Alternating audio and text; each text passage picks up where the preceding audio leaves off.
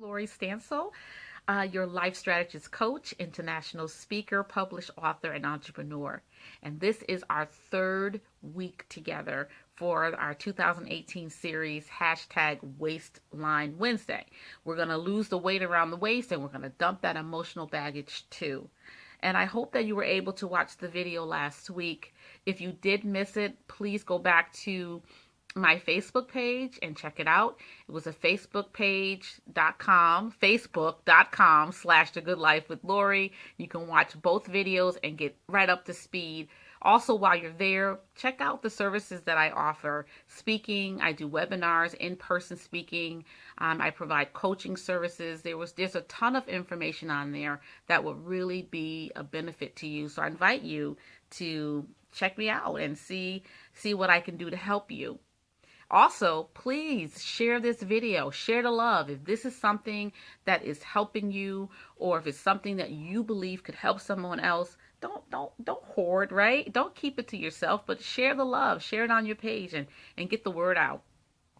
Well, this week we're going to talk about the things that happen to us when we don't deal with our disappointments. So last week I invited you to write down your disappointments and really take some time to really think about those things that may be in your heart that you need to deal with. So this week I'm going to talk about some of the things that happens when you don't deal with your disappointments. And of course, I'm going to use myself as the guinea pig, right? I can tell my business. I can't tell anybody else's, but I could tell mine. So I want to share with you something that happened to me when I was a young teenage girl. When I was about 17 years old, my best friend suddenly passed away. It was tragic. It was unexpected. It sent our community in a complete tailspin. It was something that I know many of us who remember it will never forget it. And so that event caused me to make promises to myself that caused a ripple effect of problems in my life later on. Now, me and her, we were friends from playpen. I mean, our families were close. We were together all the time. If I wasn't at her house, she was at my house. In fact, we were together the night before she passed away. We were always together. We had a tight circle of friends, but within that tight circle of friends, she was my best friend and I was her best friend. And if you look up the definition of best friend, or you think about the perfect best friend, and I don't want to use perfect as in unflawed, but I mean perfect in terms of our ability to get along, you would see our pictures next to that definition. I mean, we rode our bikes together, we went to the store together, we bought penny candy together when candy actually did cost pennies. Yeah, really, it is true. We did a lot together. We even at that point in our life had begun to share our dreams and the things that we wanted to do as adults. And we even talked about the colleges that we wanted to go to together. So for me at that point in my life, she was an integral part of my life, along with all of my other loved ones as well. And so when that happened, I made, as I was dealing with the pain, again, I'm young, I'm not mature, I don't have the tools to deal with these kinds of things. I don't have the wisdom and the knowledge that I have today. But I did have a family that loved me, and I had friends that loved me. And so thank God I was able to lean on them, and we all kind of grieved together and just got through it together. However, there were things that were going on internally that I did not speak of to anyone because, one, I just didn't, for whatever reason. And so one of the things I said to myself, because I was so hurt and so heartbroken because this relationship had ended so abruptly, and I was struggling with guilt, survivor's guilt. I don't know if anyone has ever dealt with that, but that's a real thing. I struggled with that for a while. And so I kind of said to myself that I would never, this is what I said, I could never have a best friend like that. So therefore, I will never have a best friend again. So I made a vow to myself, and that vow was spoken out of my pain. It was spoken out of my heart being broken. It was spoken out of a loss that was really impactful in my life. But I didn't realize that that vow set up camp in my heart, and it prevented me from making and having meaningful relationships for a long, long, long time. Now, if you were in my life prior to that, you were grandfathered in, so to speak. So in other words, if you were my friend before it happened, that relationship did not change because you were there, you were in my heart. But anyone that came into my life after that point, I had a hard time letting people in. I had a hard time believing that there could be anyone that I could be that close with again. In fact, I didn't even want it, to tell you the truth. I had made up my mind. You only get one best friend in life. Now, these are all vows I'm telling myself based on pain. It wasn't even rational. It was just my way of thinking at my age. But it was a vow that I made to myself. It was an inner vow, and it was based on a negative expectation. It was based on a painful experience that I did not process properly. And so in my life, whenever I met someone, especially a person that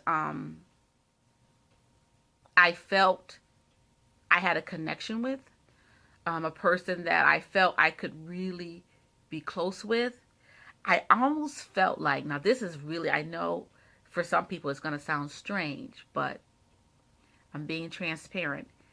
It was almost like I was betraying her memory. Think about that. If I allowed myself to get close to someone, that close to someone again, that I would be somehow betraying what I had with her as a friend, as a best friend. Completely irrational. But again, it was because I never dealt with the issue when it first came up. I wasn't wrong for thinking that way. I was hurting. But what happened was I let that thought stay there. I never dealt with it. I never processed it. I never corrected it. I never took that seed and took it out of my heart and replaced it with the truth that would bring healing and wholeness to me. And so for many, many years, even into my early years of my marriage, I had a wall up.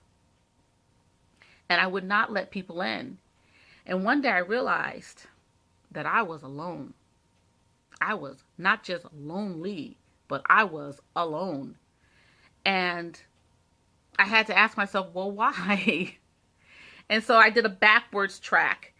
And it, over a period of time, it brought me back to that point in my life. And I was able to, and in my adult life, deal with that.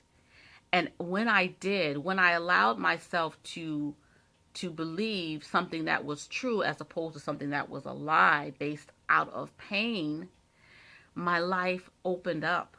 And from that moment on, I began to meet people, wonderful people that were just godsend for me. They helped me in so many ways, and not just personally, but professionally, in my ministry, as a mother, as a wife. These individuals were rays of light in my life, but they were always there. But I couldn't let them in because I'd made a promise to myself and I was living it out. And that promise was not based on the truth. It was based on my pain. And so once I dealt with that, I began to understand that it's okay. It's okay to let people in. It's okay to let people love you. It's okay to receive their love because that's the way God made us. He didn't make us to live this life alone. So I want to encourage you, please. I know it might be hard. You might be looking at some of your disappointments and saying, I can't deal with this. This is too much. Stop. Breathe. Take a deep breath in. Let it out. And say to yourself, I am changing the script. I am writing a new autobiography. And what I feel right now is not something that I should run from, but is something that I should open up myself to. Because on the other side of that discomfort is my healing, is my wholeness, is my restoration. And on the other side of that discomfort is the life that I've always wanted to live, but it has always been too far for me to reach. So again, we're talking about dumping the excess weight, and I want to encourage you. Don't ignore issues. When things come up, that's the time to deal with it. Not before and not after. Then that moment, even as I'm talking to you now, I'm sure there are things that are coming up in you or in your mind. Don't ignore that. Write it down. Even if you're at work or you're somewhere where you can't really dig into something, write it down. Make a note to yourself and go back to it. Put a bookmark in it, like you're reading a nice book, Put a bookmark in it and then go back to that point in the book and deal with it. Because your best and blessed life is right before you. And you are the one that controls whether or not you walk into that or not, or you go another direction. Don't be like me. Don't let decades or a decade or so go by with a wall up. Don't do that. Don't live your life like that. Live your life differently. Change the script. Write a new autobiography. Dump the excess weight. So I pray that this helped you. I hope it helped you. It certainly helped me sharing it, something that I've never really shared in a worldwide format before. And so I know that I was impressed to do that for a reason. So come back next week and we will continue our discussion. Hashtag Waistline Wednesday. Dump the excess baggage and be the you that you were born to be. Until then, bye-bye.